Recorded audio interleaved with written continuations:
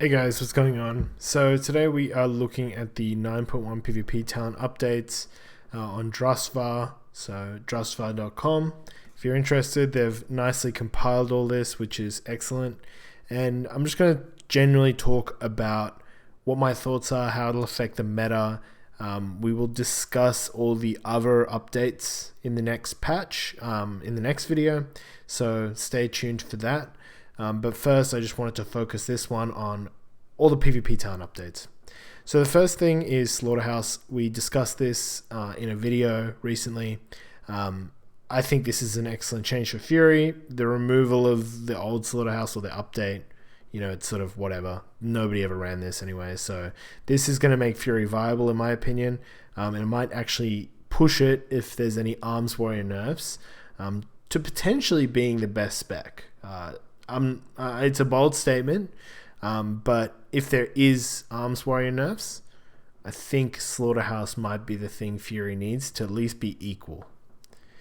So, talking about the things that I haven't talked about yet, which is Warlocks. Let's look at, firstly, what they've added. So, Shadow Rift. I think Shadow Rift looks really cool. Conjures a Shadow Rift with a 10-yard radius and transports them to the circle.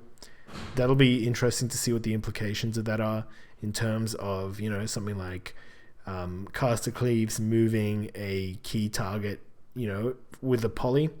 You poly or you Ring of Frost someone, and then you teleport them out of line of sight of their healer, or you teleport the healer into some really awkward spot where you can swap them.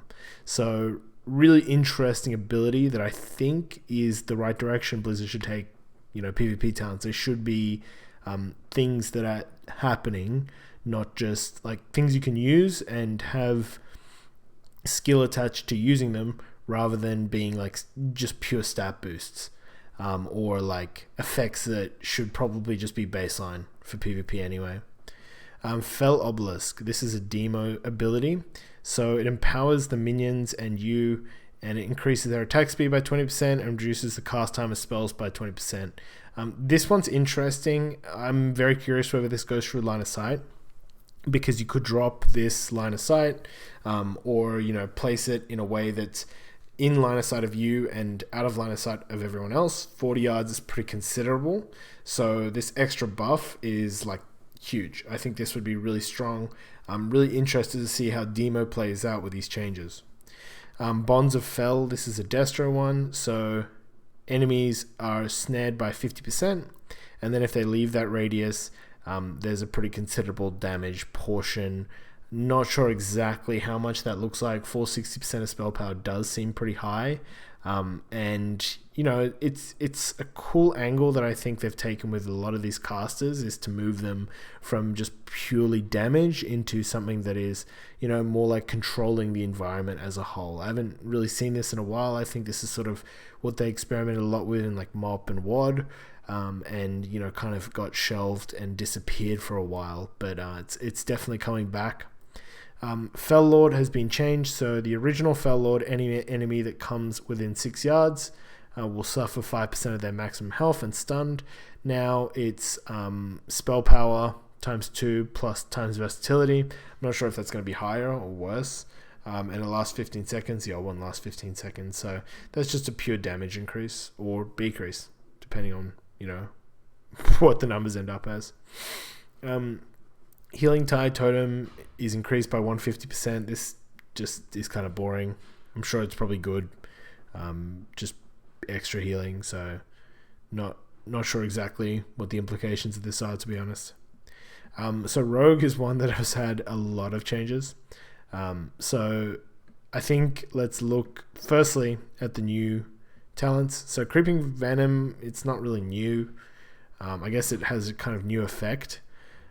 So you have like kind of, I feel like they've had this before, where when you walk you get slowed more, but it sort of seems like you would potentially 18 times 5, you're looking at like a 90% slow if you kept moving, so you would actually have to stop. It acts sort of as like a route.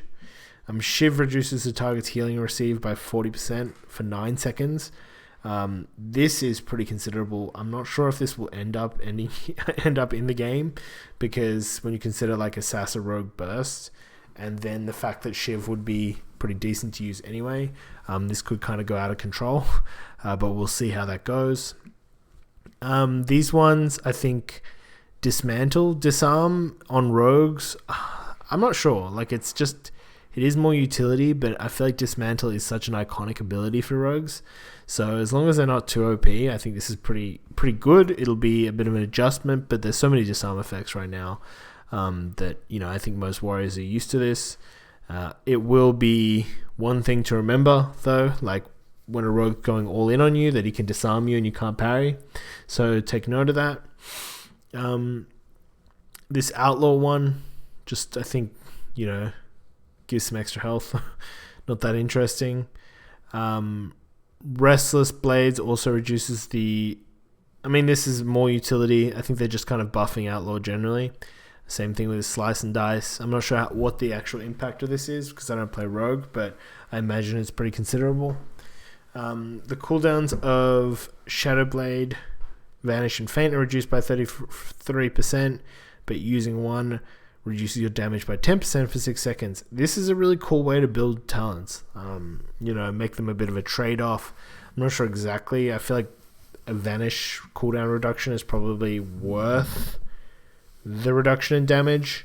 33% is considerable, but losing 10% damage in your burst window might be pretty big too.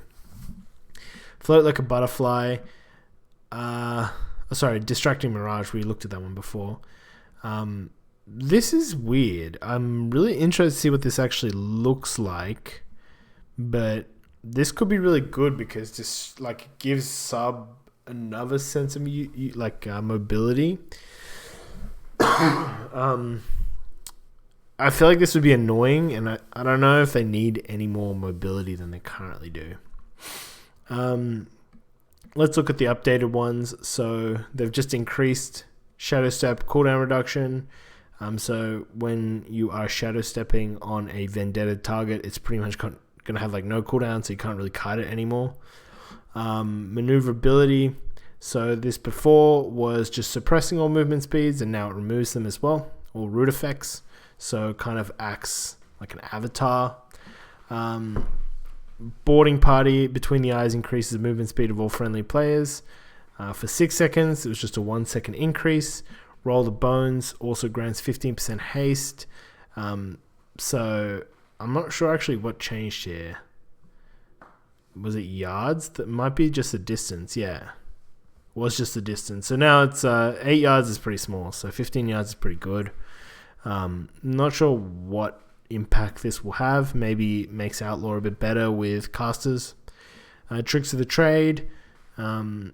Just a flat increase in the friendly target's damage without increasing your damage. Dagger in the Dark. I think this is one that people really got annoyed at. So before you could stack it up to be 100% from the next Shadow Strike. Now it's somewhere closer to 50%. I think this is fair because it was really annoying getting one shot by this. They've just removed the second out of Shadowy Duel. And Silhouette increased like more mobility with sub. So I think sub's really looking more like a kiting build now. They removed a whole bunch of different things. Not sure if there's any that are really, really big. There's a lot of outlaw stuff. And this Thief's Bargain, this seemed pretty useless before, but now this seems way better than that one. And the rest of them, I think this Cold Blood removal is pretty big for Shadow, because there's 10% of total damage was kind of what enabled the one shot. But that was a lot. Removing Lasting Plague seems really weird because I feel like that's a lot of Shadow's damage, but I haven't looked at the other changes in depth yet, so maybe they'll compensate for that. Improved MD, just that's interesting, I guess. Monks have a lot too. So, firstly, Chrysalis is not an increase in Life Cocoon. They decreased the amount that it negates, and they removed a lot of these normal ones that everyone used to run. So Counteract Magic, removed, Eminence is removed, but I think they've sort of reworked them to be a bit better. Nimble Brew, I think this is a sick ability. This is really, really cool. It's sort of like Banner, and you could kind of drop this when a rogue's opening to prevent that opener from happening. Dematerialize is nuts as well. This just gives, like, the biggest issue of Mistweavers before was against like rogues and warriors and pretty much anything, is that they were fine if they weren't like taking direct damage, but the second they got swapped on and stunned, they'd fall over. So this would definitely help a lot in negating that, and giving them a bit more room to breathe. Counteract magic. Removing hostile magic effects from a target increases the healing they receive from you by 10% for 10 seconds. So this is 30% if you dispel 3 times. It's a good buff. It's strong. I think this is a strong talent, which will probably just be baseline against a lot of casters.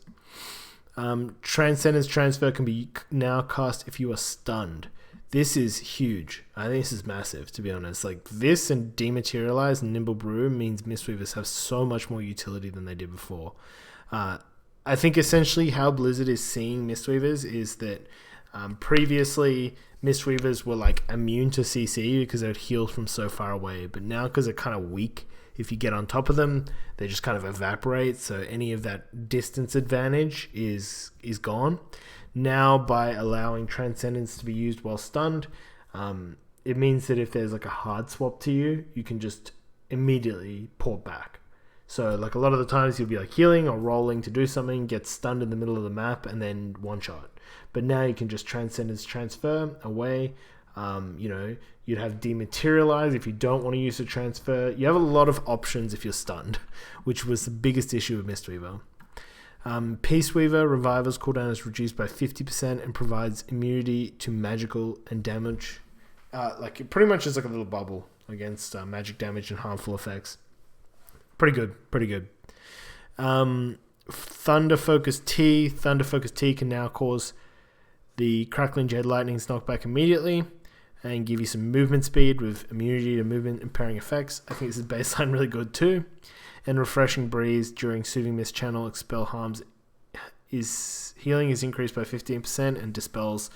Yeah, this is good. This is really, really good. I think this will be strong into like a lot of the Assassin Rogue builds because you can dispel the poisons. Strong into a lot of like Shadow Priests and Warlocks and stuff because you essentially get a really cheap ability to dispel and an extra heal. Mages are kind of getting a couple really cool talents. Kind of jealous of how cool these are. Ice Wall. I think they've done this before. I can't remember the patch. I'm sure someone's discussed this patch before, but this Ice Wall will be really cool, especially with Rogue Mage, because you could like split off a healer completely. So you could like bomb, do your stun go. When they're trying to leave, you throw an Ice Wall, block them out even longer. That's going to be super annoying considering you're going to have to try and traverse this Ice Wall while being slowed by a Frost Mage. So really cool ability that I'm looking forward to seeing, and I think will introduce... it'll look so much cooler. The game competitively will be way more interesting. That's a really high skill capability. Ring of Fire. This is like boring Ring of Frost. I mean, it'll do pretty good damage. 24%. Be like 9k over 6 seconds. If we have 40k and probably like, if we get to 80k HP, decent damage, but it's nothing too interesting, I don't think. So, Arcanosphere builds a sphere of arcane energy, and you release it, and the sphere passes through any barriers, knocks enemies back, and dealing up to 120% damage. That's cool. I'd be interested to see what it is, but I think the standout here is obviously Ice Wall. What did they remove though? Update. They've updated Burst of Cold. So before, your Frost Nova instantly resets the cooldown of Cone of Cold and increases damage by 400%. So now it's 600%. Frostbolt deals less damage. And Klepto costs 300% more mana, which is a pretty big deal because that's a lot of mana. Like, generally, mages have some mana issues, But with Klepto, I guess you're not using too much mana on other things. I think these ones are pretty straightforward. Now the Ignite doesn't spread, so you're able to get so in RMP, you don't have to worry about the combustion spreading damage. So, wait, but no longer... Yeah, so if you can combust and you get the Ignite off, it's not going to spread everywhere. And they removed Dampen Magic, because I think this was kind of strong. You got really tanky with it. And kind of... Even though you were supposed to be countered by locks and dog classes, mages really didn't feel like they took too much damage from them. Hunters... I think this is weird. I think Hunters could have done with some changes to survival, so is what it is. Druids. So the big thing they removed was this, which I don't think anyone really used in the most recent patch. I know it used to be big a couple expansions ago, last expansion, and this I don't think I've seen anyone use that. But they did change Celestial Guardian, so you don't receive the extra 20% healing, which is what really made Bear Form super tanky, because you could have a couple hots on you and just sit Bear Form against casters and stuff like that. But now you can use Moonfire. I feel like you'd want the old one. It's a bit of a nerf. I don't think people are going to be using High Winds still that often, unless there's really nothing else to pick. While the healing reduction is sort of significant, by the time you're out of the Cyclone and you're casting a heal or using a heal, maybe it'll be good if you need to use a really big heal out of that Cyclone, but very situational. And then so they dropped the Ferocious Wound from 3 stacks to 2 stacks, so pretty significant nerf, because now people will be only reduced by 10%. These new ones I think are pretty cool. Alkin Frenzy. It means that Cyclone will be instant if it stacks twice. The Feral Wicked Claws. So you'll have increased healing reduction. So it'd be 24%. Pretty strong. And then the Guardian abilities are sort of interesting. I just hope these actually aren't that good, because I don't want to see another Guardian meta. I think this is really cool for Demon Hunters. They had some issues with survivability. Vengeful Retreat provides immunity to loss control effects, so you could Vengeful Retreat a blind or a poly. It's the type of ability you want to see them add, that has a skill cap, that isn't super face roll to use, but can still be played around. And then this is, I think, one thing that is weird for them to do. So Heartstop Aura obviously was not the best thing for the game, but it was a big reason why Frost was really strong.